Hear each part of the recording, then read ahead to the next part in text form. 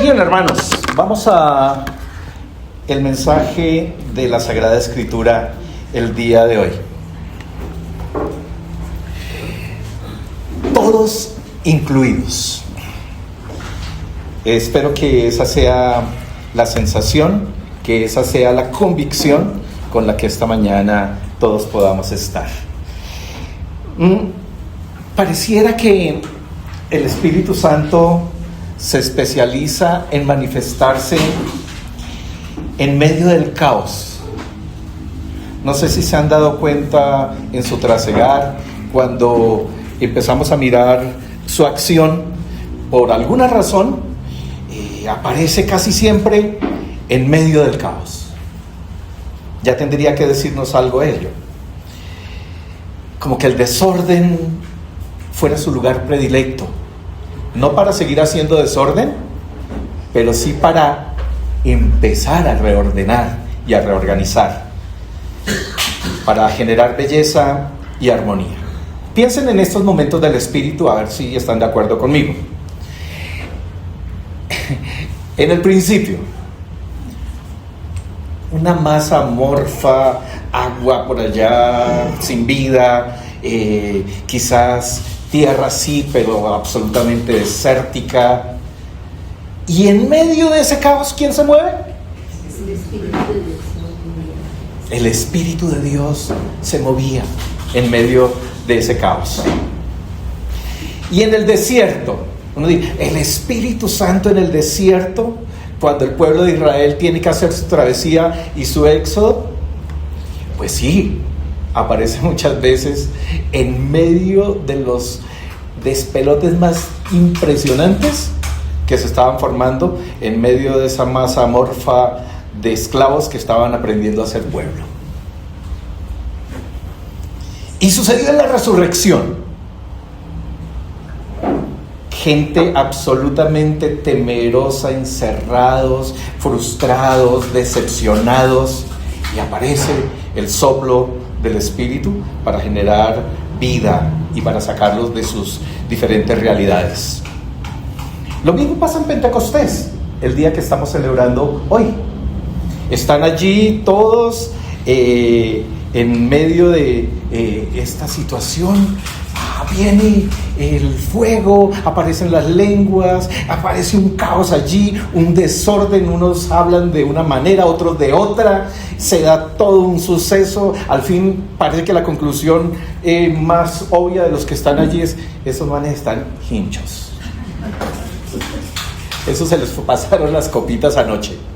Y Pedro tiene que venir a explicar que no es eso lo que está sucediendo. Pero creo que aún hay un caos más tenaz, que usted conoce muy bien, donde el Espíritu Santo se ha movido de una manera extraordinaria. El caos de nuestra vida. ¿Qué era nuestra vida antes de que el Espíritu se manifestara? Un caos total, por lo menos en la mía. Es muy raro el que dice: mi vida es una maravilla y Dios vino y todo se acabó de llenar de luz, de belleza, de armonía. Casi que empezamos todos desde abajo, ¿no? Sacados de la alcantarilla, y el soplo de Dios rehaciéndonos, restaurándonos, levantándonos, sanándonos, haciendo una obra extraordinaria. Ahora, en cada una de esas manifestaciones hay algo muy interesante. Queda claro que a ese espíritu nadie lo controla, que él se mueve como se le antoja. No hay ningún patrón que nos permita pensar que podemos controlar algo. Nadie lo manipula. Nadie lo manipula. Nadie lo regula. Ay, no tanto, no se manifieste tanto, no nos llene tanto. Él lo hace como quiere, como quiere. Nadie se lo apropia. Él está donde quiere estar. Y como le dijo el Señor a Nicodemo, va de aquí para allá. Nadie lo puede controlar. Está por encima de las instituciones, de las autoridades, de las estructuras, y su sello es la libertad. Hoy, desde la historia del pueblo de Israel después de la salida de Egipto y su éxodo por el desierto, nos detendremos en uno de esos sucesos donde el Espíritu irrumpe en medio de un caos brutal para traer soluciones y dejar abierto un anhelo que tiene cumplimiento muchos años después en la vida y en el ministerio del Señor Jesucristo. Quiero invitarles a que leamos la Sagrada Escritura. Dice así la palabra del Señor, Números 11, 24, 30. En este fragmento ya el caos ha pasado y luego se lo voy a explicar, pero es lo que nos habla del Espíritu. Así que Moisés salió y comunicó al pueblo las palabras del Señor, junto a los 70 ancianos, y los colocó alrededor del tabernáculo. Después el Señor descendió en la nube y le habló a Moisés. Entonces le dio a los 70 ancianos del mismo Espíritu que estaba sobre Moisés. Y cuando el Espíritu se posó sobre ellos, los ancianos profetizaron, pero esto nunca volvió a suceder. Sin embargo, 2 hombres, Eldad y Medad, se habían quedado en el campamento. Ellos estaban incluidos en la lista de los ancianos, pero no se presentaron en el tabernáculo. Aún así, el Espíritu también se posó sobre ellos y profetizaron allí en el campamento. Un joven corrió y le informó a Moisés: Eldad y Medad están profetizando en el campamento. Entonces Josué, hijo de Nun, que era ayudante de Moisés desde su juventud, protestó: Moisés, mi señor, deténlos. Pero Moisés respondió: ¿estás celoso por mí? Ya quisiera que todos los del pueblo del Señor fueran profetas y que el Señor pusiera su espíritu sobre todos. Entonces Moisés regresó al campamento con los ancianos de Israel. ¿Cuál era el caos? Hay 3 cosas que el capítulo nos expresa. 1, un pueblo absolutamente inconforme que empieza a quejarse por las privaciones que enfrentaban. Ya llevaban varios meses caminando por el desierto, evidentemente. Habían pasado muchas cosas. Por ejemplo, ya habían recibido la ley. 50 días después de que salieron de Egipto, recibieron la ley, o Moisés recibió la ley en el Sinaí, y esa fiesta es la que da origen a lo que hoy conocemos como Pentecostés. Ya tenían esto, ya habían vivido experiencias, pero seguían en su caminar por el desierto. Y entonces empiezan a sentir las privaciones, aunque siendo un pueblo y una masa de esclavos, seguramente las privaciones eran muchas.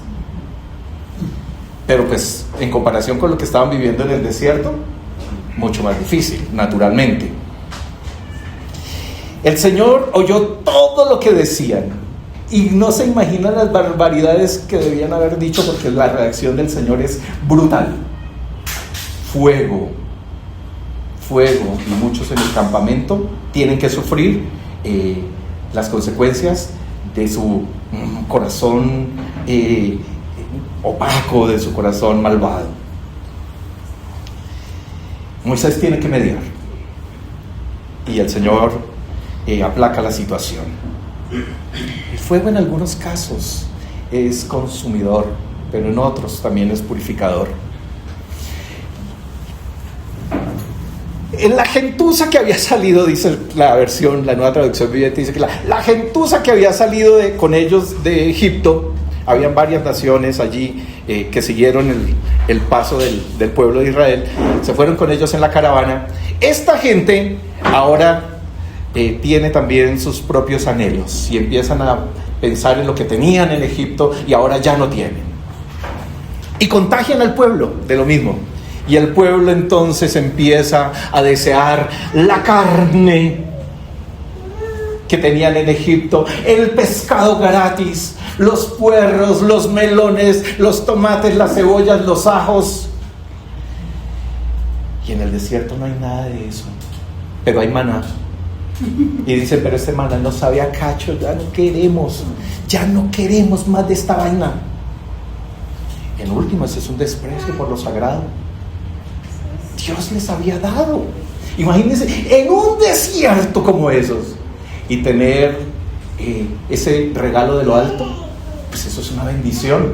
Y saben, el autor del libro de los Números tiene que especificar a qué sabía ese maná, y a decir que era como un pastelito plano, que sabía semillas como de cilantro, y ponerle allí el sazón para decir, no todo lo que ese pueblo estaba pensando era la realidad. Entonces, un poco de carne,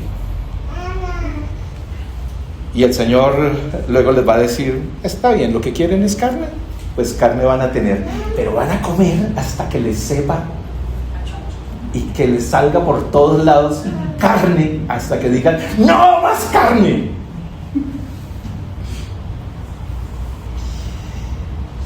En medio de ese despelote hay una persona en una crisis brutal, un líder manejando a ese pueblo en medio de esa anarquía tan asquerosa. Es natural, cualquiera se cansa. Y él dice, esta carga es muy tenaz para mí, Señor. Y se nota deprimido, ya que le dice al Señor, si esto es lo que me toca a mí, Señor, mátame. Hay una ideación allí un tanto peligrosa. Está desanimado, está deprimido, está frustrado, está quemado. La carga es demasiado pesada. Y parece ser que la vida se le ha convertido en algo insoportable, en un asco absolutamente. El Señor entonces le dice a Moisés, ¿sabe qué? Reúna 70 ancianos, no viejitos, ancianos, líderes. Reúna 70 ancianos, mande purificar al pueblo y mañana entonces tráigalos al tabernáculo y allí yo te voy a hablar y te diré lo que hay que hacer. En medio de eso aparece el Espíritu. Y la pregunta es, ¿cómo se manifiesta el Espíritu cuando estamos a punto de botar la toalla, que era la realidad de Moisés? Distribuye, reparte, diversifica. Eso es una maravilla. Moisés obedece a la instrucción del Señor. Reúne a los ancianos alrededor del tabernáculo, porque el lugar sí tiene mucho que decirnos. El lugar sí es importante. Allí es donde el Señor se va a manifestar. Y el número que debe reunir también es importante. Eso no pasa desapercibido. 70 es perfección de ese 7 veces. Lo que va a suceder es un principio que va a bendecir a la humanidad a partir de ese suceso. Una sola persona no es capaz de guiar un pueblo. Una sola persona no es capaz, con toda la anarquía y con todas las dinámicas que un pueblo puede ofrecer a un gobernante. Y entonces allí surgen los ministerios, allí surgen las secretarías, menos la corrupción, creo. ¿Quién sabe? De ese espíritu que hay en Moisés, que está, ojo, sobre Moisés, pareciera que aún esa bendición que tiene la iglesia del Señor no la tiene Moisés. No está dentro, pero está sobre él. De ese espíritu toma y le da a todos los 70 ancianos, o a los 68 que por lo menos estaban en ese momento. Y toma y les da el mismo, la misma medida, la misma esencia. Reparte, no divide, multiplica. Y cuando el Espíritu se posa sobre ellos, ¿Cuál es la manifestación? El fruto evidente. Todos empiezan a profetizar. Todos profetizan. Es decir, que se convierten en voceros de Dios para manifestar al pueblo la voluntad de Él. Todos disfrutan de esa plenitud. Todos son beneficiados de su presencia. Y allí aparece una de esas cosas extraordinarias del Espíritu.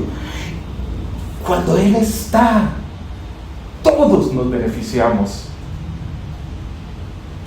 A pesar de, todos nos beneficiamos. Es así de generoso, es así de amplio, es así de maravilloso. Ahora, el texto nos dice que ahí hubo un evento particular, que eso sucedió solamente en aquella ocasión.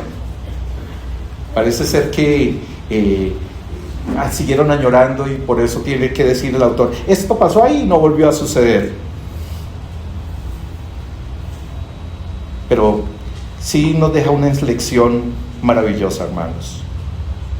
En el momento más crítico de la vida humana, en el momento en que tenemos ya casi que decisiones tomadas de botar la toalla, de sacar el cuerpo, de irnos para el carajo, aparece el Espíritu.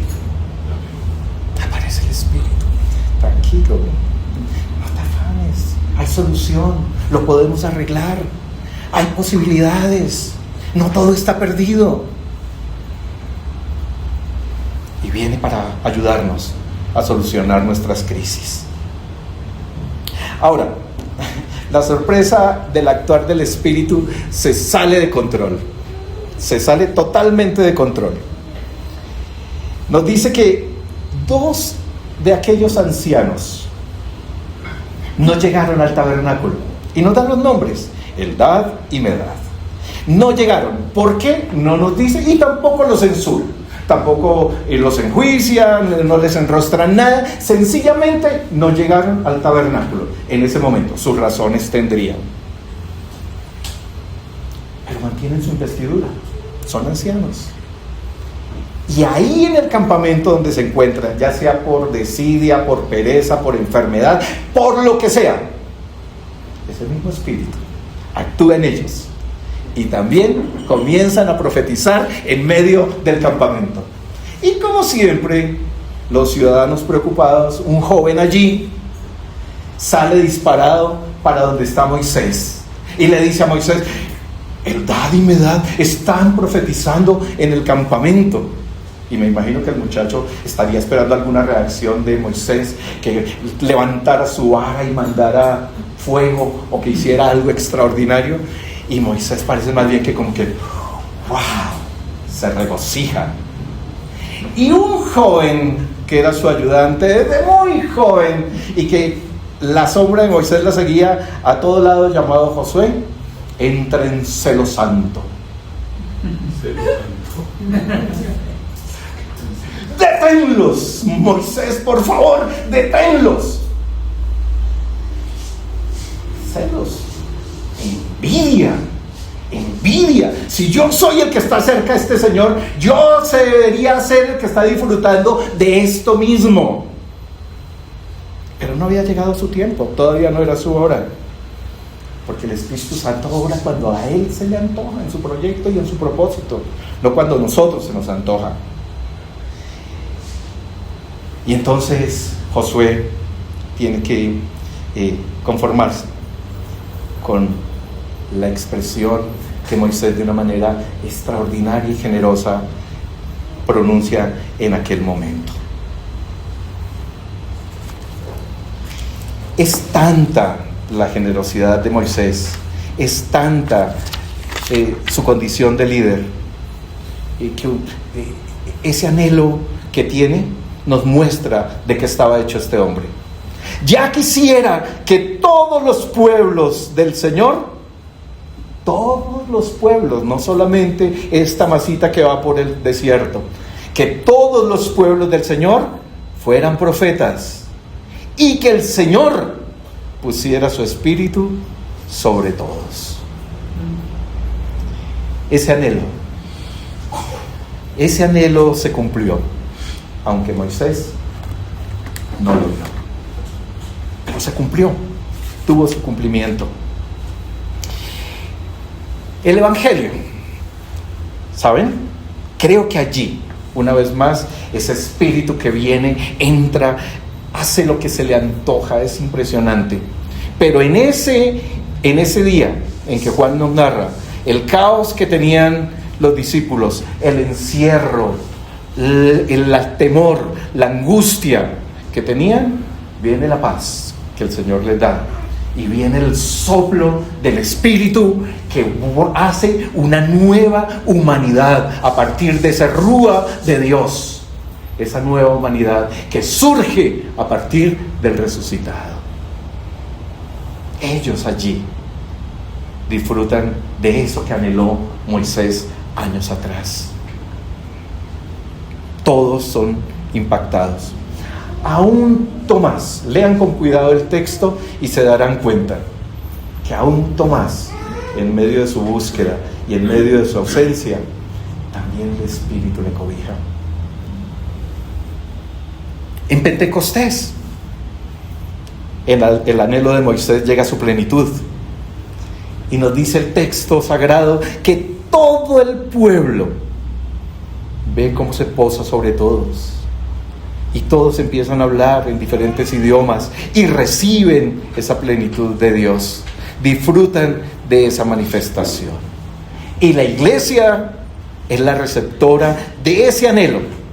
Y en ella todos y todo tiene su cumplimiento. Y déjenme decirles, hermanos, interpretando el texto como lo estamos viendo, nada de raro tendría que se salga de nuestros esquemas, de nuestros cánones, de nuestros dogmas, de nuestras doctrinas, y haga lo que quiera, donde quiera, y nosotros mismos quedemos bluff. Pero en Pentecostés tiene cumplimiento esto. Ahora, me sorprende en la carta que leímos el día de hoy. En la epístola, si hay una iglesia de las que se manifiestan allí en el Nuevo Testamento, complicada, es Corinto. Corinto es la tapa. Incesto, envidias, segregación, ricos y pobres, filósofos e incultos. Todo está allí en Corinto y todos los problemas se dan allí. Y es donde el Espíritu se manifiesta de unas maneras que uno dice, Dios mío. En ese despelote, en ese caos, el Espíritu se manifiesta. Voy a decir, miren, ya no se compliquen tanto la vida. Nadie que tenga al Señor puede maldecir su nombre. Nadie que tenga el Espíritu lo puede hacer. Y nadie tampoco lo puede llamar Señor si ese Espíritu no está dentro de él. Entonces, más bien disfruten de los frutos, de esa medida extraordinaria que Él viene a dar. A cada uno le da una manera diferente. No piensen ser uniformes, no quieran ser iguales. Cada uno tiene del Señor lo que Él le quiere dar. Y algunos hablan en lenguajes extraños, otros los interpretan, unos tienen dones de sanidad, otros tienen don de ciencia, conocen unos misterios impresionantes y terminan entendiendo, y el Señor a partir de sus mensajes hace cosas extraordinarias. Miles de vainas pasan, pero es el mismo Espíritu y nadie es más que nadie, porque Él nos pone a todos en el mismo lugar. Se beneficia el cuerpo en su totalidad cuando ese Espíritu se manifiesta. Nuestra imperfección, hermanos, para ir concluyendo. Nuestra imperfección e insuficiencia no detienen la grandeza del Espíritu. Seguramente usted está pensando, wow, yo creo que mi vida es ese caos. Yo creo que no soy digno de Dios. Esas son las cucarachas que tenemos nosotros en la cabeza. Pero al Espíritu no lo impresiona su caos, su oscuridad, su maldad.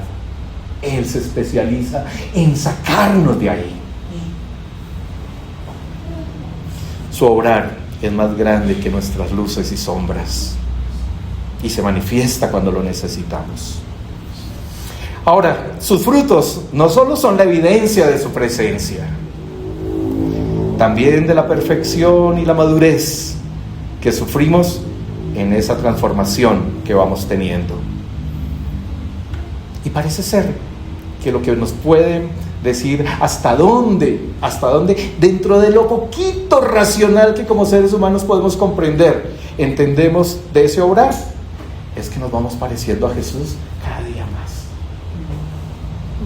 Y yo digo, me odio porque a veces quisiera odiar y no puedo odiar.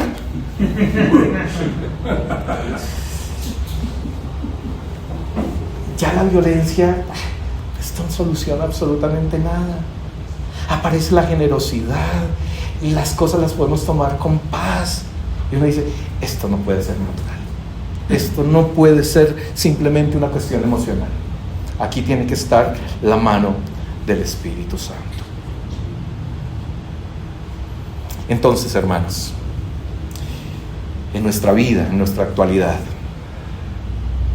su obrar ya comenzó mucho antes de que usted incluso dijera, Señor, te necesito. La eterna discusión entre las teologías. Antes, mucho antes de que usted siquiera tuviera conciencia de su maldad, ya el Espíritu estaba allí, moviendo los hilos y diciendo, para algo naciste, yo te amo, quiero que seas mío y quiero que estés conmigo para la eternidad. Ese Espíritu, hermanos, ya comenzó la obra en el caos de nuestra vida y continúa cada día, y en la medida en que nos llene, más luz se va a manifestar para hacer y andar como Jesús anduvo. Incline su rostro y oramos, hermanos.